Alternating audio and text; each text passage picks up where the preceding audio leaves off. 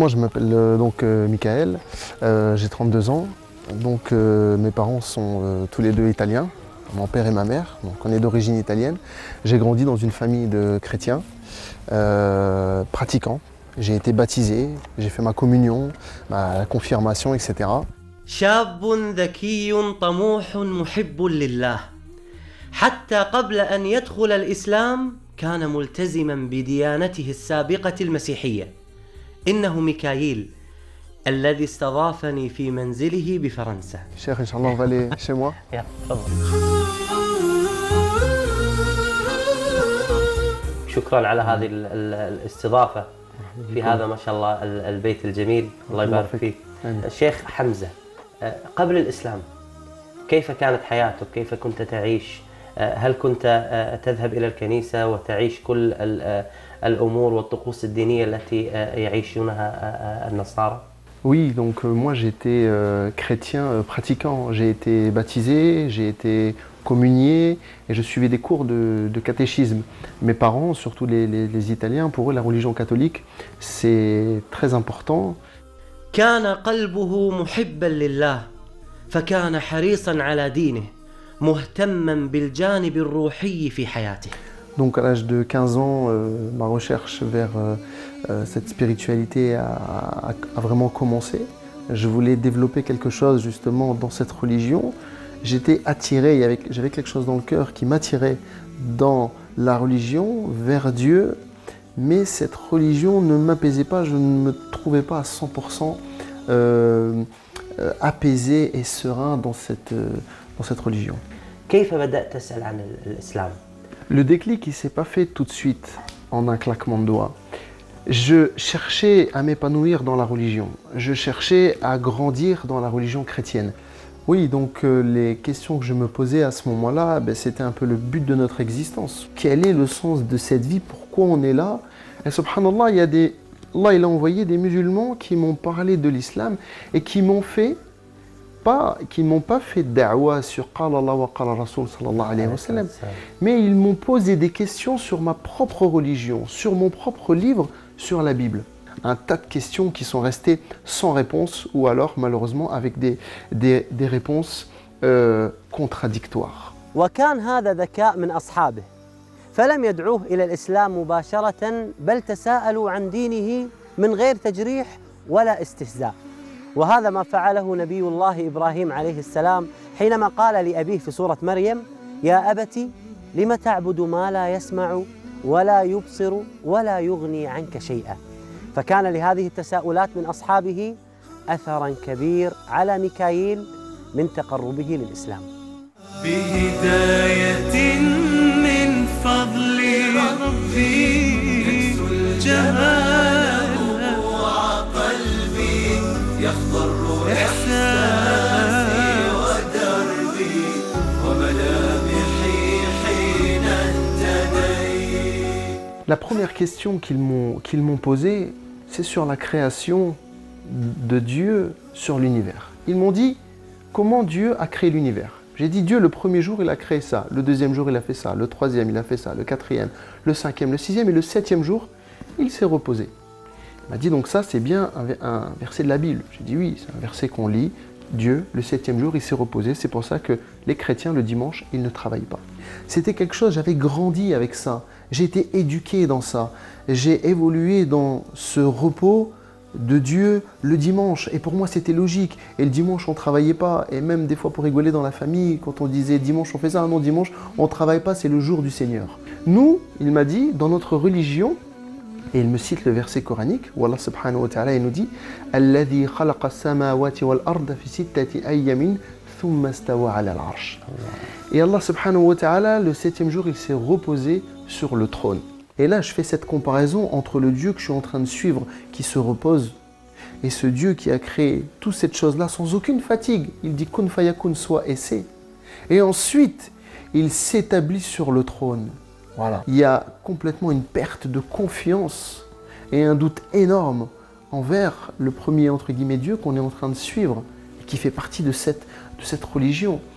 فلا يصح أبداً أن نسأل عن شيء فعله الله سبحانه وتعالى وخلقه الله سبحانه وتعالى فنقول لما فعله ولما لم يفعله، فهو لا يسأل عما يفعل وهم يسألون.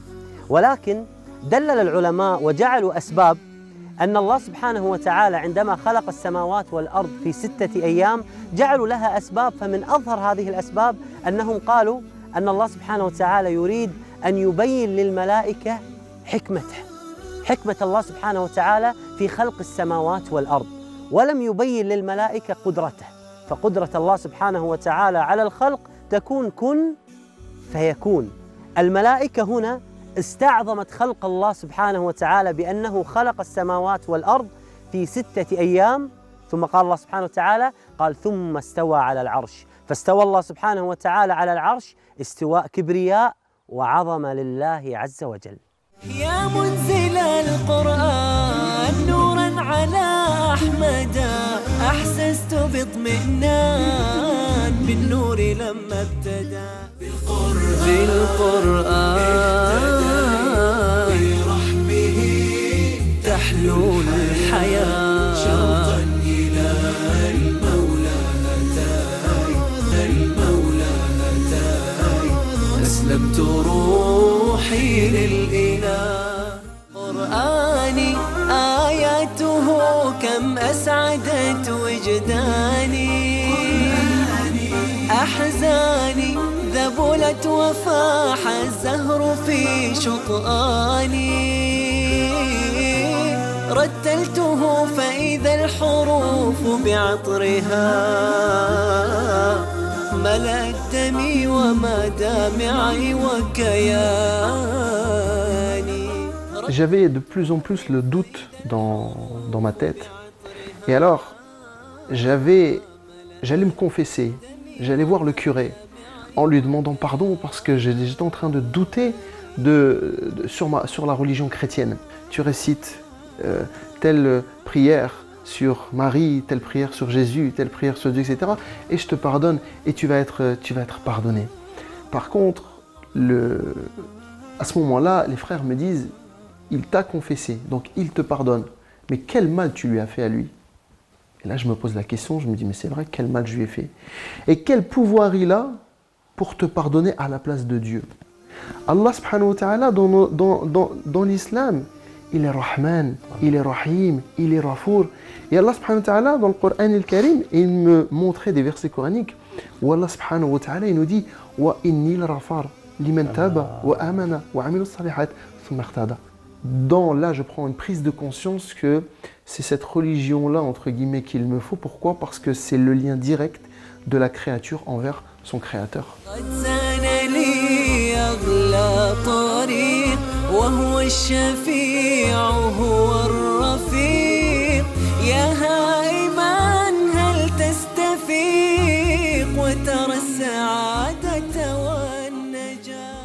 Les questions qui m'ont été posées, la réflexion qui a été faite, etc., c'était un grand chamboulement dans ma tête. J'étais pas catholique, j'étais pas musulman, j'avais plus de religion.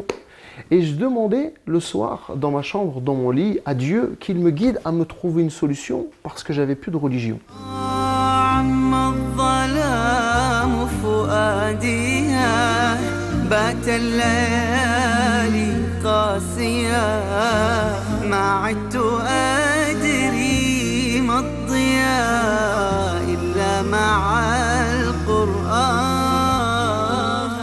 يقول ميكائيل: في هذه المرحلة أحسست أني يتيما لأنه دون دين، فلم يكن مسيحيا ولم يدخل في الإسلام.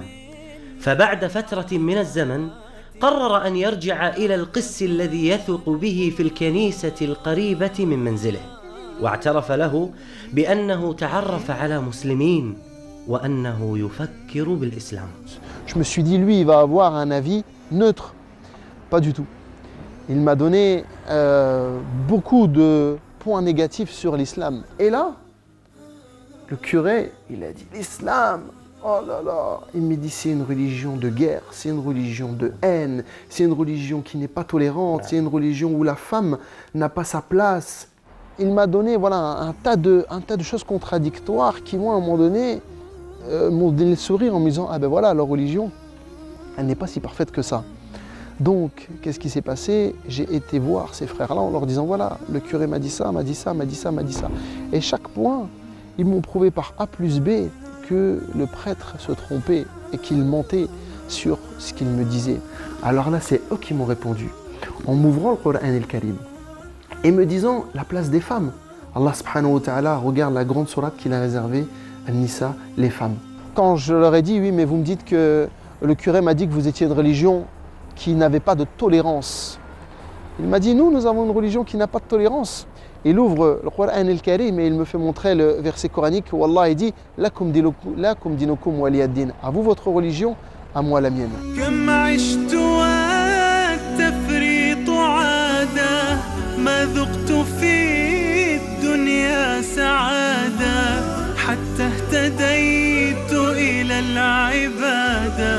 يا راحتي لما اهتديت سبحان من عدت إليه بسطت لنا كلتا يديه ألقيت أوزاري عليه يا ربي فاغفر ما عصاني.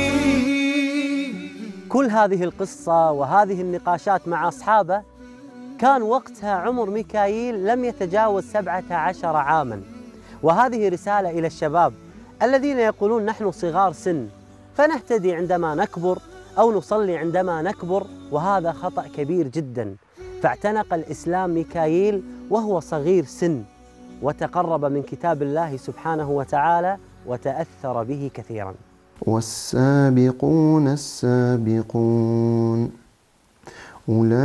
أولئك المقربون في جنات النعيم. Je voyais vraiment que la religion chrétienne commençait vraiment à perdre de la crédibilité et que la religion musulmane m'attirait beaucoup, notamment avec l'éloquence du Coran el-Karim, les versets coraniques. Quand on lit la Bible, on lit un texte.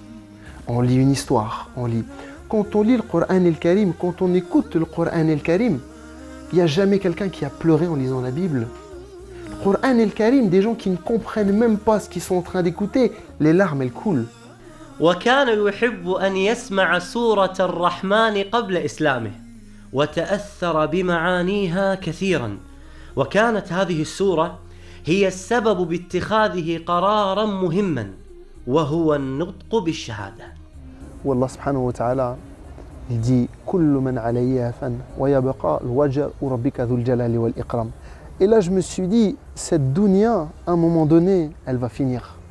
Aujourd'hui j'ai 18 ans, après je vais avoir 40 ans, 50 ans, 70 ans, 80 ans, ikhlas, et je vais mourir. Et là tout ce que j'aurais fait ici va disparaître. Donc si on s'accroche à Allah fi dunya, on va retrouver Allah subhanahu wa ta'ala fi l'akhira. Et à ce moment-là, je me suis dit, subhanallah, je suis en train de grandir. Il y a quelque chose dans mon cœur qui est en train de grandir. Et j'ai appelé deux amis, deux personnes avec qui je parlais beaucoup de religion. Je les ai appelés et je leur ai dit, ça y est, je suis prêt à rentrer dans l'islam. Et il me dit, tu dois faire tes grandes ablutions. Alors je suis parti, donc il m'a écrit sur un papier comment je devais faire mes ablutions, irtisal. Et je me suis lavé et je suis parti le voir et j'ai répété après lui. Il m'a dit Ashhadu, je répétais Ashhadu an la ilaha illallah, Ashhadu an la ilaha illallah, wa Ashhadu anna Muhammadun Rasulullah sallallahu alayhi wa sallam. Et ils étaient deux et il m'a dit Masha'Allah, alhamdulillah, t'es musulman. Alhamdulillah. Masha'Allah.